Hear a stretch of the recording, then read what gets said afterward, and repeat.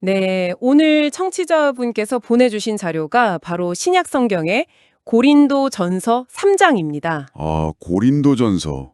흥미로운 부분이네요. 그렇죠. 이게 사도 바울이 고린도라는 도시에 있던 초기 기독교 공동체에 보낸 편지의 일부인데요. 네, 근데 자료를 딱 읽어보면 분위기가 심상치가 않아요. 맞아요. 거의 전쟁터 같죠? 나는 바울파다, 나는 아볼로파다 이러면서 파벌 싸움이 아주 심각했던 것 같더라고요. 네네. 그래서 이번 시간에는 이 갈등에 대한 바울의 진단 그리고 그 해법을 한번 깊이 파헤쳐 보려고 합니다. 이게 단순히 여러분 싸우지 마세요 이런 수준이 아니거든요. 전혀 아니죠. 바울의 접근 방식이 굉장히 독특합니다. 어떤 점에서 그런가요? 보통 이런 상황이면 양쪽을 중재하거나 아니면 누가 옳고 그른지 따지기 마련이잖아요. 그렇죠. 일단 잘잘못부터 가리려고 하죠. 근데 바울은 아예 그 논쟁의 판 자체를 뒤엎어버려요. 이 분열은 그냥 의견 차이가 아니다. 이건 공동체가 자기 자신을 누구라고 생각하는지 그 정체성에 대한 근본적인 오해에서 시작된 거다. 이렇게 보는 겁니다. 와, 문제의 풀이를 완전히 다르게 보고 있네요. 네. 그래서 그들의 시선을 리더에게서 떼어내서 전혀 다른 곳을 보게 만들죠. 아, 시작부터 아주 강하게 나가는군요. 일제를 보면 고린도 교인들을 향해서 그리스도 안에서 어린 아이들이라고 부르잖아요. 네, 아주 직설적이죠. 아직 단단한 음식, 그러니까 밥은 못 먹고 젖이나 먹어야 하는 상대다. 이렇게까지 말하는데요. 이거는 거의 인신공격처럼 들릴 수도 있을 것 같아요. 그렇죠. 너희들 왜 싸워가 아니라 싸우는 그 행동 자체가 너희는 아직 어린애다라는 증거라고 그냥 딱 못을 박아버리는 거니까요. 정확합니다. 이건 단순한 꾸짖음이 아니에요. 왜 그들의 분쟁이 어린아이 같은 행동인지 그 이유를 3절에서 설명하죠. 시기와 분쟁이 있기 때문이라고요. 네. 이게 왜 세상적인 가치관이냐면 당시 고린도 같은 그리스 도시에서는 유명한 철학자나 웅변가의 제자라고 자랑하는 게 뭐랄까 일종의 사회적 지위이자 명예였거든요. 나는 누구누구한테서 배웠다. 이런 게 중요했군요. 바로 그거죠. 내 스승이 네 스승보다 더 뛰어나다는 식의 경쟁 구도가 사회 전반에 쫙 깔려 있었던 거예요. 바울은 바로 그 세상의 방식을 교회 안에 그대로 가져온 걸 비판하는 겁니다. 아, 그러니까 누구를 따르느냐로 자기 가치를 증명하려던 그런 세속적인 문화가 문제의 근원이었다. 이 말이군요. 맞습니다. 와, 문제를 그렇게 진단하고 나니까 바울의 첫 번째 처반이 더 흥미롭게 다가오네요. 이 심각한 분열 문제를 해결하는데 갑자기 농사 이야기를 꺼내잖아요. 네, 그게 아주 결정적인 비유죠. 6절에 나는 심었고 아볼로는 물을 주었으되라니 굉장히 뜻밖의 비유인데 왜 하필 농사였을까요? 아주 중요한 포인트입니다. 바울이 농사 비유를 쓴 건 리더들의 역할을 완전히 재정의하기 위해서였어요. 역할을 재정의 한다고요? 네, 심는 행위, 그리고 물을 주는 행위. 이건 눈에 보이고 또 인간이 하는 일이죠. 그렇죠. 고린도 교인들은 바로 이 눈에 보이는 행위에만 집중해서 심은 바울이 대단하다. 아니야, 물 준 아볼로가 더 대단하다. 이렇게 싸운 겁니다. 하나님뿐이니라 이렇게 선언하는군요. 바로 그겁니다. 와, 이 한 문장으로 리더들을 향한 그 과도한 숭배를 한 번에 무력화시키네요. 리더는 성장의 주체가 아니고 그냥 과정에 참여하는 일꾼일 뿐이다 이런 거군요. 맞습니다. 그리고 구절에서 한 걸음 더 나아가죠. 우리는 하나님의 동역자들이요. 너희는 하나님의 밭이요. 동역자 그리고 하나님의 밭. 네, 리더들끼리는 경쟁자가 아니라 같은 밭에서 일하는 동료라는 거고요. 교인들은 리더의 소유물이 아니라 하나님의 밭이라는 겁니다. 아, 이렇게 되면 질문이 완전히 바뀌는 거죠. 누구의 밭이냐가 중요한 게 아니라 하나님의 밭이 지금 잘 자라고 있느냐, 이게 핵심이 되는 겁니다. 밭의 비유는 리더들의 역할을 아주 명확하게 정리해 주네요. 그런데 구절 끝에서 갑자기 하나님의 집이라는 표현을 쓰면서 분위기가 확 바뀌는 것 같아요. 네, 맞아요. 농사 이야기에서 건축 이야기로 넘어가는데 이건 어떤 의도일까요? 농사 비유가 리더의 역할을 재정의했다면 건축 비유는 사역의 질과 영속성에 대한 이야기로 넘어가는 겁니다. 질과 영속성이요? 네, 바울은 자신이 지혜로운 건축자와 같이 터를 닦아두었다고 말하죠. 그리고 그 터, 즉 기초는 오직 예수 그리스도 한 분뿐이라고 11절에서 못을 박아버립니다. 아, 어떤 인간 지도자도 기초가 될 수는 없다. 이런 선언이네요. 그렇죠. 기초가 정해졌으니 이제 그 위에 각자 집을 짓는 거군요. 12절을 보면 재료가 나오네요. 금, 은, 보석이 있고 또 나무, 풀, 짚이 있고요.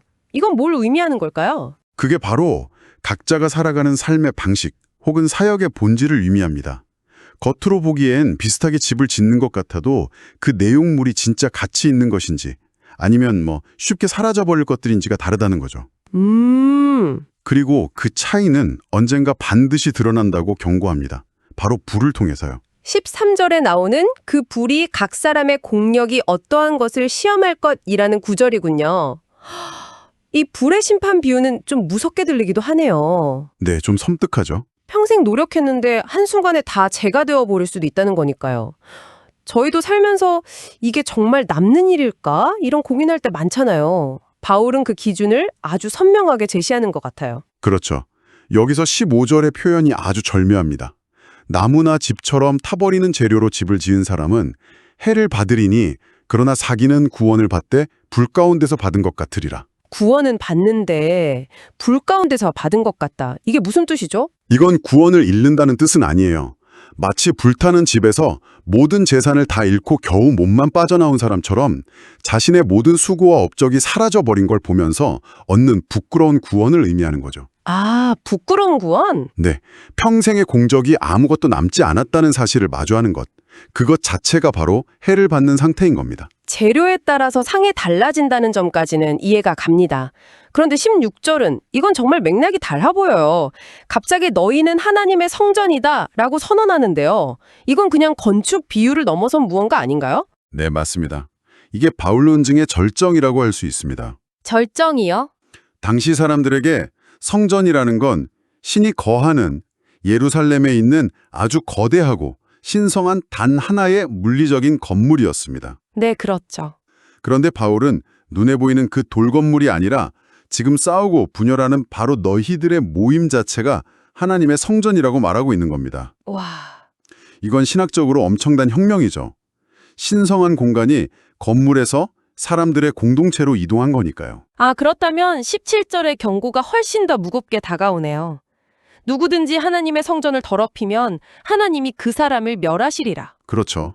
여기서 성전을 더럽힌다는 건 바로 그 분열과 다툼으로 공동체를 깨트리는 행위, 그 자체를 말하는 거군요. 바로 그겁니다. 바울은 그들의 파벌 싸움을 전혀 다른 차원의 문제로 격상시키고 있는 거예요. 다른 차원이요? 이건 더 이상 사람들끼리의 사소한 의견 다툼이나 자존심 싸움이 아니게 되는 거죠. 신이 거하시는 신성한 공간을 훼손하는 심각한 범죄 행위, 다시 말해 신성 모독이 되는 겁니다. 와, 그러니까 공동체의 하나됨이 그냥 좋은 덕목 수준이 아니라 반드시 지켜야 할 신성한 의무가 되는 순간인 거죠. 정말 관점을 완전히 뒤집어 버리네요. 자, 그럼 이 모든 문제의 근원이었던 세상 지혜에 대한 바울의 최종 처방은 뭘까요? 네, 밭, 건물, 성선이라는 비유를 통해서 문제의 심각성을 알렸으니 이제 해결책을 제시해야 할 텐데요. 바울은 여기서 또 한 번의 역설을 사용합니다. 18절에서 이렇게 말하죠. 스스로 지혜 있는 줄로 생각하거든 어리석은 자가 되라. 그리하여야 지혜로운 자가 되리라. 지혜로우려면 어리석어져라. 그러니까요. 아, 그래서 그들이 바울파, 아볼로파로 나뉜 것도 결국 그런 세상의 기준으로 리더들을 평가하고 줄을 세웠기 때문이군요. 정확합니다. 바울은 그 평가 기준 자체를 버리라고 말하는 거네요. 너희가 대단하다고 생각하는 그 지혜, 하나님 앞에서는 아무것도 아니다라고 선언하는 셈이고요. 맞습니다. 그래서 21절에서 아주 명쾌한 결론을 내리죠. 뭐라고 하죠? 그런즉 누구든지 사람을 자랑하지 말라. 사람을 자랑하지 말라. 네. 그리고 여기서 그치지 않고 그들의 정체성을 완전히 뒤바꾸는 아주 장엄한 선언으로 이어집니다. 만물이 다 너희 것임이라. 바울이나 아볼로나 게바나 세계나 생명이나 사망이나 지금 것이나 장래 것이나 다 너희의 것이요. 이 부분은 와, 정말 놀랍네요. 나는 바울에게 속했다고 말하던 사람들한테 오히려 바울이 너희에게 속했다고 말하는 거잖아요. 네, 주객이 완전히 전도되는 순간이죠. 와, 이것이 바로 정체성의 완전한 전환입니다. 나는 바울파다라는 말은 스스로를 바울이라는 한 인물 아래에 종속시키는 행위잖아요. 그렇죠. 하지만 바울은 그게 아니라고 말합니다. 오히려 바울과 아볼로 같은 리더들이 공동체를 위해 존재하는 도구이고 공동체는 그 모든 것을 소유한 주인이라는 겁니다. 왜 그렇게 되는 거죠? 왜냐하면 23절의 최종 결론처럼 너희는 그리스도의 것이요 그리스도는 하나님의 것이기 때문입니다. 특정 인간에게 종속된 작은 존재가 아니라 우주적인 질서의 중심에 있는 존귀한 존재로 그들의 시야를 완전히 넓혀주는 거죠. 자, 오늘 이야기를 한번 정리해 볼까요? 우리는 파벌 싸움으로 시끄러웠던 한 공동체의 문제를 들여다봤습니다. 바울의 해법은 단순히 싸움을 말리는 수준이 아니었네요. 네, 그들의 관점 자체를 근본적으로 바꾸려고 했죠. 네. 결국 바울이 한 일은 질문 자체를 뒤집어 버린 겁니다. 고린도 교인들은 계속 누가 최고의 리더인가 이것만 묻고 있었잖아요. 맞아요. 바울의 대답은 그 질문은 틀렸다. 진짜 질문은 당신들은 누구인가 였던 셈입니다. 아, 그들이 리더의 소유물이 아니라 오히려 리더들을 포함한 만물의 주인이고 또 하나님의 성전이라는 진짜 정체성을 깨닫는 순간 리더를 두고 싸우는 건 정말 무의미하고 어리석은 일이 되어버리는 거죠. 리더를 향한 집착에서 벗어나서 공동체의 자신의 가치와 정체성에 집중하라는 아주 강력한 메시지였군요. 네, 바로 그거였습니다. 이 글은 오늘 우리에게도 깊은 질문을 남기는 것 같습니다. 바울은 불의 시험을 통과할 그런 영원한 가치를 지닌 재료로 삶을 건축하라고 말했는데요. 청취자님의 삶에서 금, 은, 보석과 같이 영원히 남을 가치는 무엇이고 또 언젠가 불타 없어질 나무, 풀, 집과 같은 것은 무엇인지 한번 생각해 보는 것은 어떨까요? 무엇으로 당신의 삶을 채우고 또 세워나가고 계신가요?